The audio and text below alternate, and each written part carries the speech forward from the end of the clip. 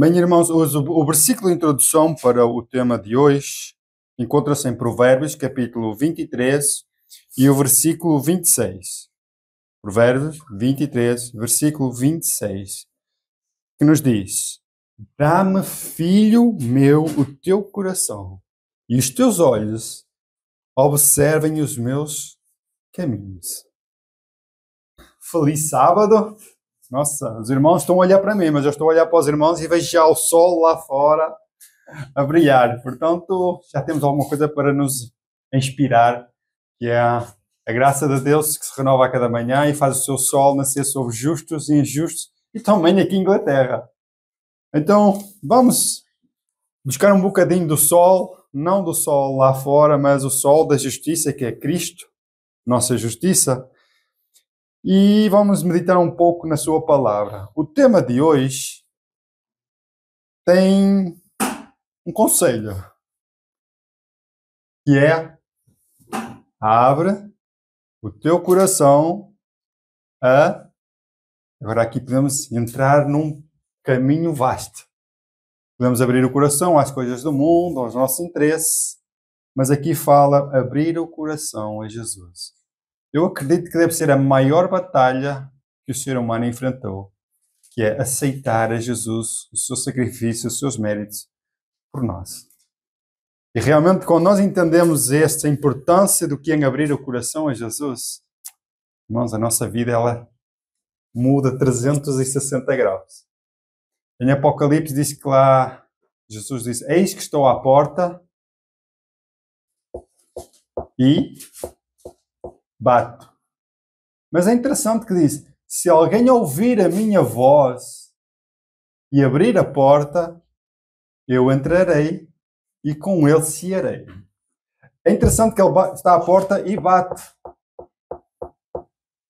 Mas ele também chama. Porque está escrito: e se ouvires a minha voz? Então, ele bate e chama. É normal as pessoas, eu não sei se já perderam muito o hábito aqui, mas comuns no início, neste tempo em que Jesus prega, quando a mensagem ela é urgente, quando é uma mensagem ou algum anúncio a ser feito, a pessoa vai à porta da casa e diz: ó da casa! Está alguém? Então ele está a bater à porta e está a chamar. Porquê? Porque é algo urgente. Está alguém? Ouçam, abre a porta. É exato neste contexto em que Jesus: eis estou à porta e bato. Se alguém ouvir a minha voz e abrir a porta, eu entrarei e com ele cearei. Em algumas versões diz uma íntima refeição. Estão a ver a importância? Então não é: eis que estou à porta e bato. Se alguém ouvir a minha voz, eu entrarei. Não, é: eis que estou à porta e bato e clamo. É uma mensagem de urgência, porque é o livro do Apocalipse. É a última mensagem para nós. O Apocalipse fala lá nos eventos. Mas dentro deste propósito, abrir este paralelo, vamos então entender o que é o nosso coração. E em Provérbios, lá diz: o sábio Salomão, o homem mais sábio à face da terra, a qual Deus conferiu essa sabedoria divina, ele nos diz: dá-me, filho meu, o teu coração. E diz: e os teus olhos observem os meus caminhos. Isto é, a minha lei. Por isso é que o apóstolo Davi diz: deleito-me em fazer a tua vontade, ó Deus meu. A tua lei está no meu. Mas estas palavras de Davi foram as próprias palavras de Cristo antes de vir à terra. Estão a entender? Davi foi inspirado com muitas palavras do próprio Cristo. Porque lá diz: fui contado entre os malfeitores. Davi não foi contado. Transpassar as minhas mãos. Davi não, transpassar as suas mãos. É claro que tudo isso foi inspirado, anunciando o que é que Jesus iria passar. Então, adiante, vamos então entender o que é que nos fala este tema. Deixa-me só passar aqui. Ok. Como é o coração do homem? É uma pergunta. Gênesis capítulo 8 e Jeremias capítulo 17 fala o que é o coração.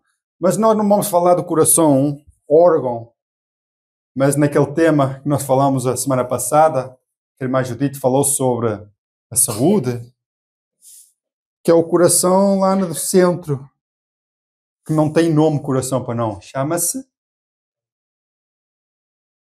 hipotálamo ou Wernicke. Wernicke, né? Então, vamos falar lá o hipotálamo e o Wernicke, porque um recebe, o outro transfere. Então, vamos falar sobre o que é o Wernicke do homem. É isso? Por outras palavras. Diz que o Wernicke do homem, aqui, a mente, o coração, onde tudo acontece, diz que a imaginação do coração é o desenvolvimento do Wernicke do homem, desde a sua meninice, é má. Não é? É má continuamente. E Jeremias diz, enganoso é o coração, mais do que todas as coisas. E além de ser enganoso, ele é perverso. Quem o conhecerá? Deus conhece o nosso coração, mas nós não conhecemos. Temos uma ideia, mas eu acredito que ele é muito mais enganoso e muito mais perverso que aquilo que nós imaginamos. Basta só o Espírito de Deus ser retirado e aí veremos como é que é o nosso Wernicke. É só má continuamente. Então vamos lá entender. Esta é a condição do nosso Wernicke, nosso coração. Vamos esquecer o Wernicke, vamos falar sobre o coração. Mas há uma promessa.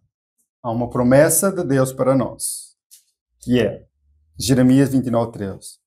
Buscar-me-eis e me achareis quando me buscares de todo o vosso coração. Irmãos, a importância do coração, é praticamente, o coração é um representante de todo o ser, né? Todo o nosso ser, ela está baseada aqui. Todo o nosso caráter, ela é centralizada aqui. Tudo que nós comemos, tudo que nós vemos, tudo que nós ouvimos, tudo vai formar o nosso caráter. Tudo. Então, vamos lá. Se nós, quando entregamos o nosso coração, é todo o nosso ser, quando nós buscamos a Jesus de todo o nosso coração, alguma coisa acontece. E é o que nós vamos entender ao longo deste tema. O Espírito de Profecia, no Caminho a Cristo, na página 43, parágrafo 2, nos diz: o coração inteiro tem de se render a Deus. Ou, ao contrário, não se poderá jamais operar a transformação pela qual é restaurada em nós a sua semelhança. Por natureza, estamos alienados de Deus. O Espírito Santo descreve nossa condição em palavras como estas. Isto é, homens inspirados por o Espírito Santo disse assim: mortos em ofensas e pecados. É a nossa condição. Toda a cabeça está enferma e todo o coração fraco. Não há nele coisa sã. Somos retidos nos laços de Satanás, em cuja vontade estamos presos. Deus deseja curar-nos, primeiro, e libertar-nos. Mas como isso requer uma completa transformação, uma renovação da nossa natureza toda, é necessário rendermos-nos inteiramente a Ele.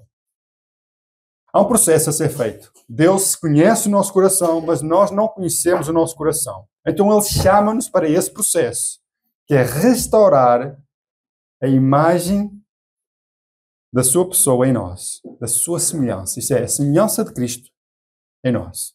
É um processo. E realmente isso exige o quê? Uma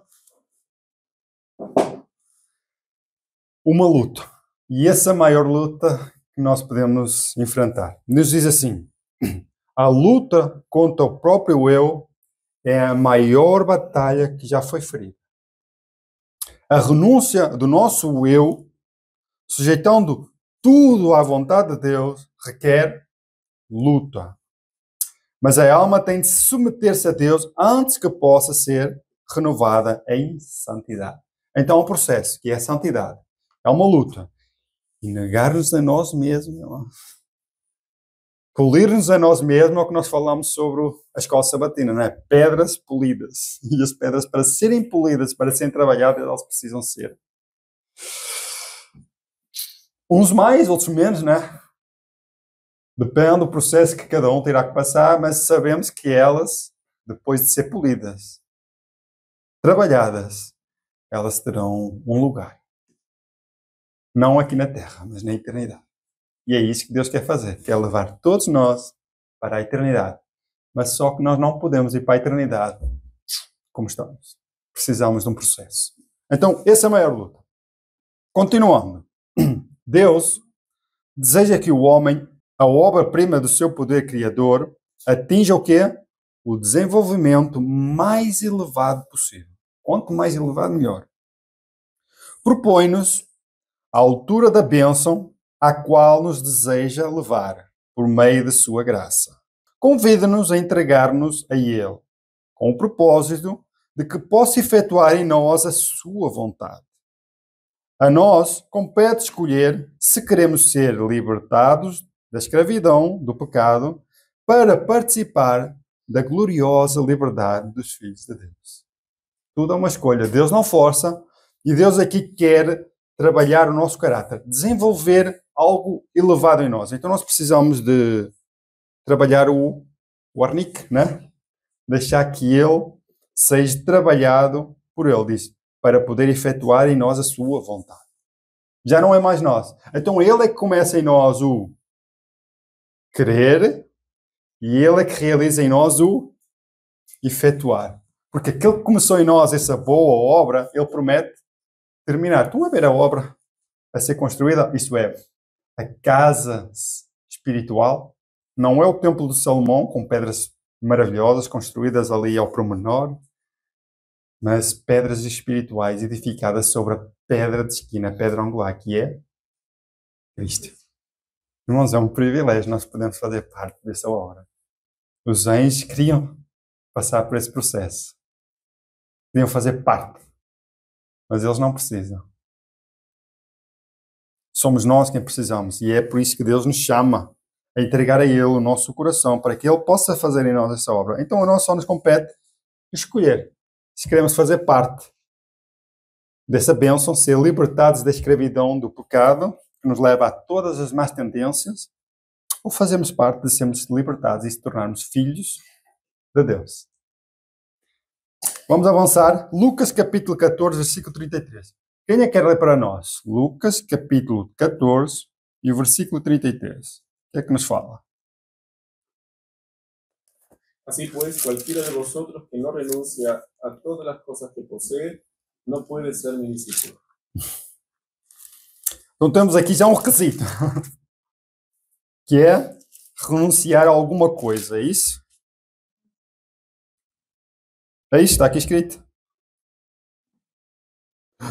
Assim, pois, qualquer de vós que não renuncie a tudo quanto tem, não pode ser meu discípulo. Irmãos, quando nós renunciamos a tudo, nós podemos ver isso como algo positivo. Estou a entender? Porque não há maior alegria do que sacrificar tudo por Cristo. Só que nós vemos isso com tristeza. Essa é a luta. É a luta da negação. É a luta de negarmos a nós mesmos e Ele efetuar em nós esse querer efetuar sua semelhança. Porquê? Cristo fez isso. Ele deixou tudo por mim. Ele deixou tudo por cada um de nós. E nós ficamos tristes em ter que abandonar certas coisas por amor a Ele. Não estou a dizer tudo. Estou a dizer certas coisas. Então, isso é só para entender como é que é o nosso coração. Ele realmente é egoísta. Ele é cobiçoso. Ele é enganoso. Então precisamos de uma obra que Deus é o único que pode fazer. Vamos avançar. Diz aqui, baseado neste versículo, que temos que abandonar tudo. Vamos lá entender o que é que significa. Tudo o que afaste de Deus o coração tem de ser renunciado, abandonado. E depois dá aqui vários exemplos. Mamon é o ídolo de muitos. O amor do dinheiro, a ambição da fortuna, é a cadeia de ouro que os liga a Satanás. Fama e honras mundanas são idolatradas por outros. Uma vida de comodidade egoísta, isenta de responsabilidade, constitui o ídolo de outros. Mas esta cadeia escravizadora tem de ser partidas, soltas. Não podemos pertencer metade ao Senhor e metade ao mundo. Não somos filhos de Deus, a menos que sejamos totalmente. É aquela matemática de Deus. 99,999 salvos é 100% perdidos. Estão a entender? É uma matemática quase injusta, não é? Estamos quase lá, mas não estamos lá. Estão a entender? Então significa que alguma coisa na nossa vida, ela pode ser um ídolo. Alguma coisa na nossa vida pode estar a tirar o tempo que deveria ser dedicado a Deus. Se naquele tempo era difícil, imagina nós hoje com redes sociais, com telemóveis, com internet 5G, tudo super rápido a acontecer à nossa volta, com um catálogo de séries e filmes, com músicas, tudo. Estou cansado só de ser bombardeado com tanta coisa, irmãos. É terrível. E quando nós ouvimos uma música que nem é nossa, que é do mundo, e ela fica na nossa cabeça, é terrível tirá-la. Estão a entender? Porque nós estamos no meio dessa sociedade. E é aí que a luta acontece. É o que é que nós estamos a dar ao nosso coração. Mas há uma coisa, nós cantamos o hino, se queres alcançar a santidade, se algum amigo te abandonou ou te traiu, a solução é dá teu coração, é Jesus. Simples, não é? Tantas perguntas. O hino que nós cantamos é só perguntas, está lá. Mas a solução é só uma. Dá teu coração a Jesus. E tudo se resolve. Estão a entender? Tudo se resolve. E realmente, é verdade. Vamos abrir a carta do apóstolo Paulo a Timóteo. 1 Timóteo, capítulo 6, versículo 10. Primeiro a encontrar, possa ler para nós. El dinero es la raíz de todos los males. ¿Cuántos buscando el bien fueron descarriados de la fe y se traspasaron así mismo con muchos? Irmãos, eu quando comecei a estudar a Bíblia, até em contato com a palavra de Deus, esse versículo chamou muita atenção. Esse versículo nós entendemos que muitos cristãos, muitos que aceitaram a fé, abandonaram-a porque avaliaram o dinheiro mais precioso do que a fé.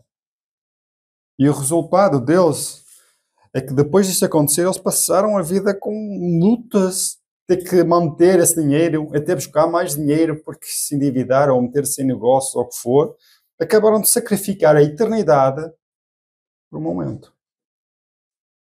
E esse versículo, por isso, ele nos devia chamar a atenção. Atenção, não é o dinheiro, é o amor ao dinheiro que pode fazer isto, estão a entender?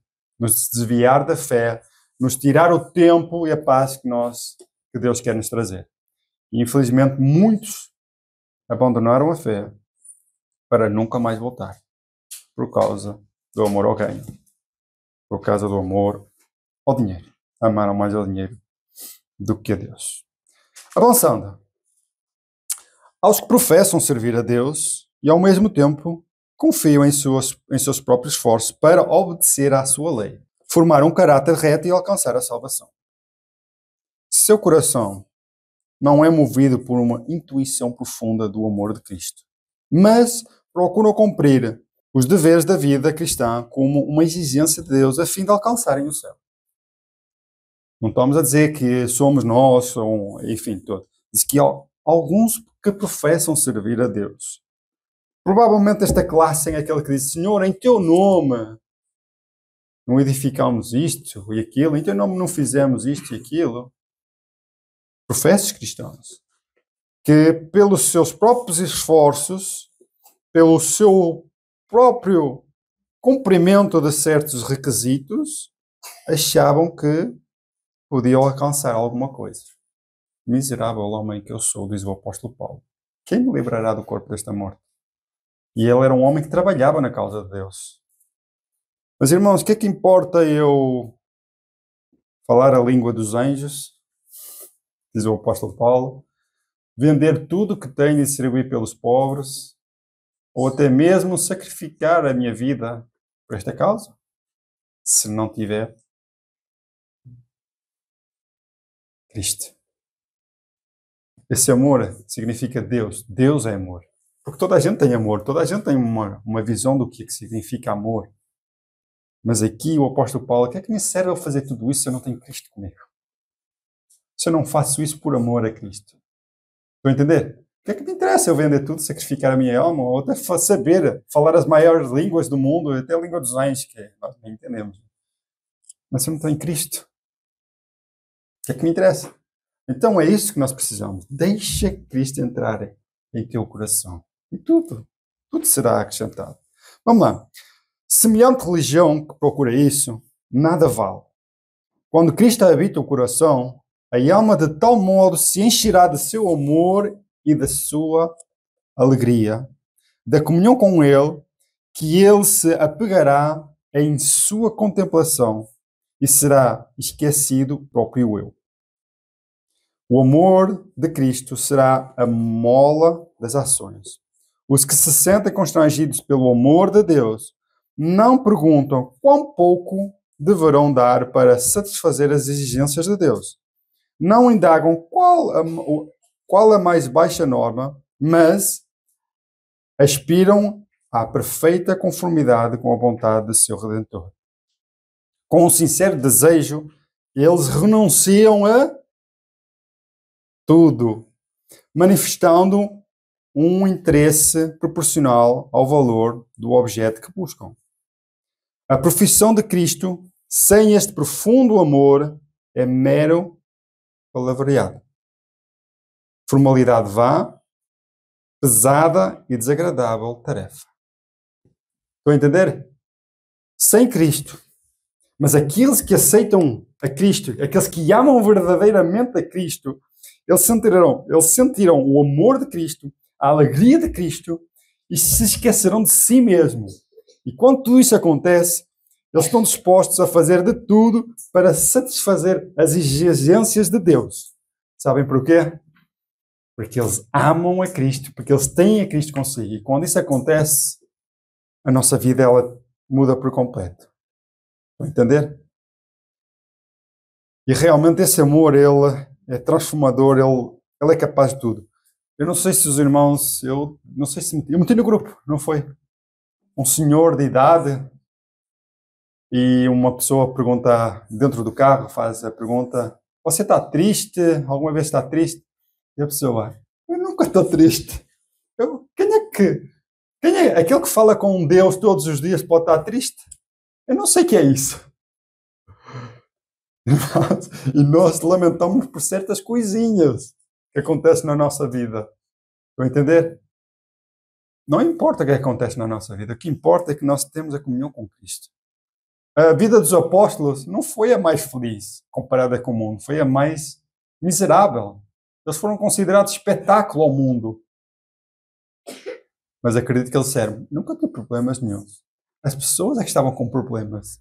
Porque eu tinha a Cristo em meu coração. Eu vivia por Cristo. O morrer em Cristo, a vida já é ganha. Estão a entender a mudança de perspectiva e a narrativa que se formou que a nossa vida é triste, é desagradável, é isto, aquilo, quando na realidade temos motivos para sermos mais que vencedor, mais que alegres. Porque a vida do cristão ela é sempre alegre. E se nós estamos tristes, não estou a dizer que a tristeza não faça parte, não é? Só que a tristeza não pode focar a realidade da nossa vida. Apesar das tristezas e sofrimentos, a alegria deve ser a primeira coisa. Porquê? De estar com Jesus, de falar com Jesus todos os dias, de ter comunhão com Ele, a nossa vida só pode ser alegre. Mas infelizmente, o amor, diz em Mateus 24, versículo 12, ele se esfria, né? E por se multiplicar a iniquidade, o amor do mundo se esfriará. O que é que isso nos quer dizer? Quer dizer que nós hoje estamos acostumados a ver tanta miséria, tanta violência no nosso mundo, principalmente nas redes sociais, nós vemos todo tipo de vídeos e conteúdo que acontece à nossa volta. As televisões, o noticiário, só nos informam coisas ruins para nos desanimar, para nos entristecer, que até nós somos afetados. Significa que até o nosso relacionamento com Deus é afetado. Porque o nosso, não é o hipotálamo, não, é o ANIC, né?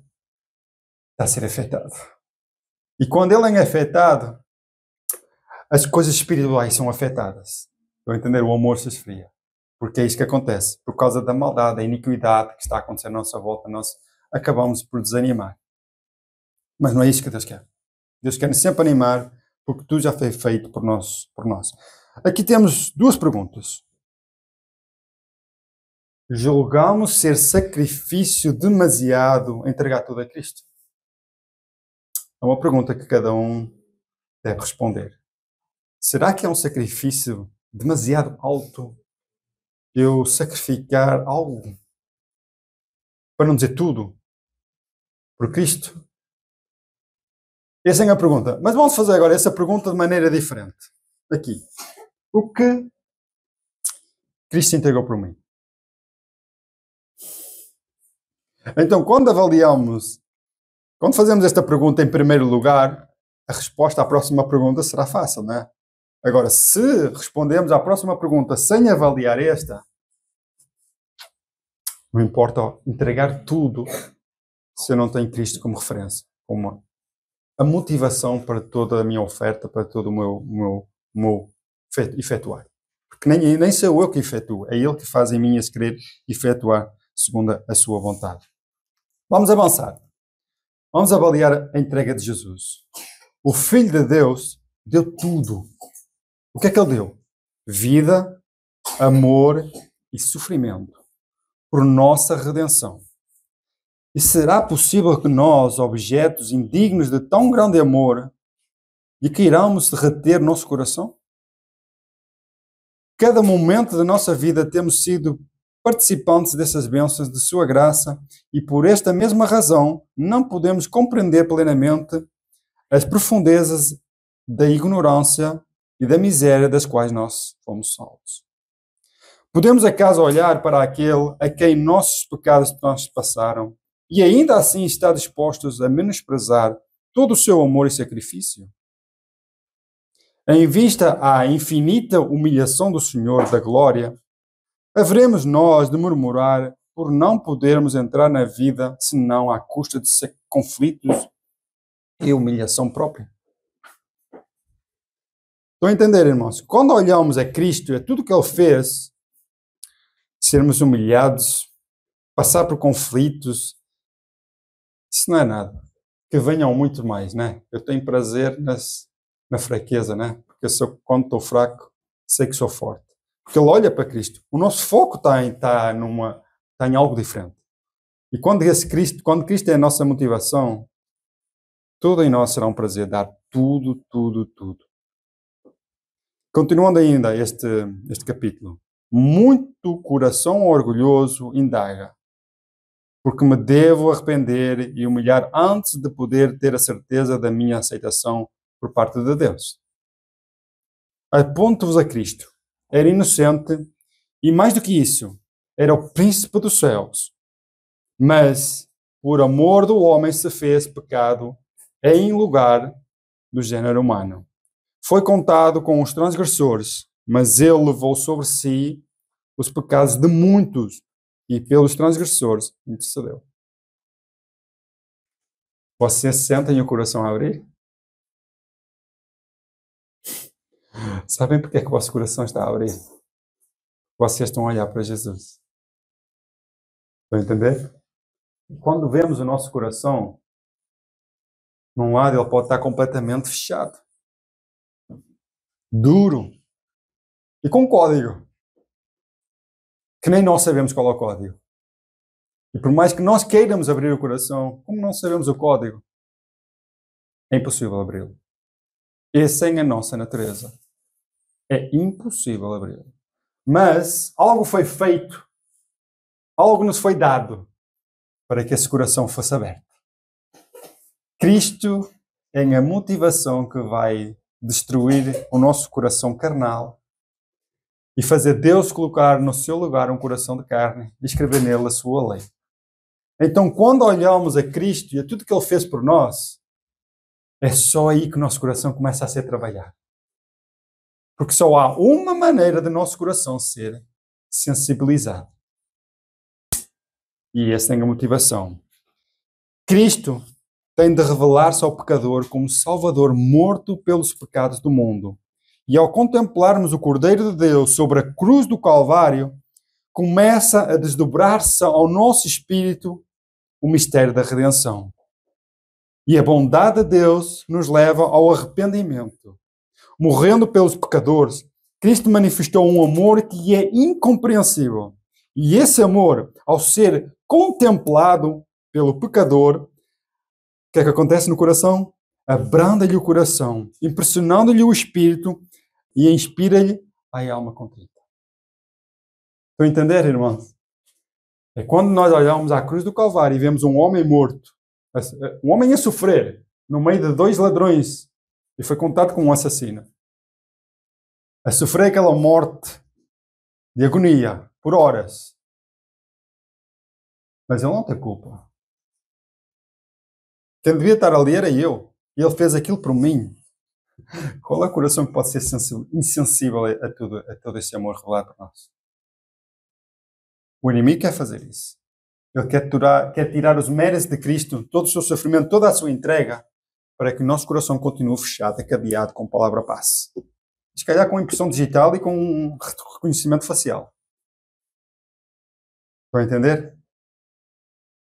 Só unicamente o amor de Deus por nós. Por isso é que Deus nos amou de tal maneira que deu o seu Filho para que possamos ter a vida eterna. E é o único meio do nosso coração ser moldado. Sabem porque é que Satanás ele não pode ser salvo ou reconciliado com Deus?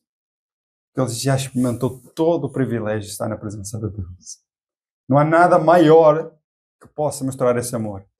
Estar presente, fazer parte. Isto é o primeiro em honra no céu, depois de Cristo. E depois de ter esse privilégio, ele se arrepender como? Tem que ser um amor que ultrapasse tudo isso, mas o maior amor já foi revelado. Não há maior. Significa que nós, quando aceitamos a fé em Cristo e abandonamos, é impossível voltar. Sabem porquê? Teria que haver um ato de maior amor ainda para nos sensibilizar. Mas se esse maior amor já nos foi revelado e nós rejeitamos, o que é que nos vai levar? De volta. Então, por isso, aquele que ouviu hoje essa mensagem, aquele que aceitou a Jesus, não abandone. Nem pense em abandonar, porque a vida ela será levada a uma escuridão terrível que nós não conseguiremos mais ver a luz.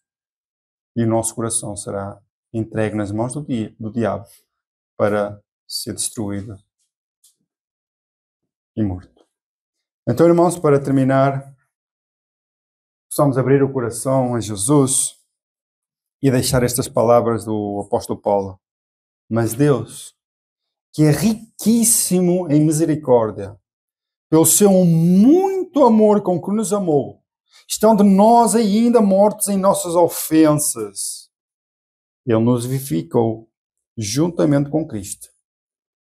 O apóstolo Paulo acrescenta, pela graça sois salvos. Isto não é dom do homem, é de Deus. Então que Deus nos ajude realmente a abrir o nosso coração a esse infinito amor e de deixarmos Ele fazer essa obra transformadora, de transformar o nosso coração, a nossa imagem à semelhança de Cristo. É uma luta, mas essas pedras precisam ser polidas para fazerem parte do templo espiritual que é a igreja, qual Jesus vem buscar. Deus abençoe e nos ajude e que possamos, no meio das tribulações, não importa, entregar o nosso coração a Jesus. Amém.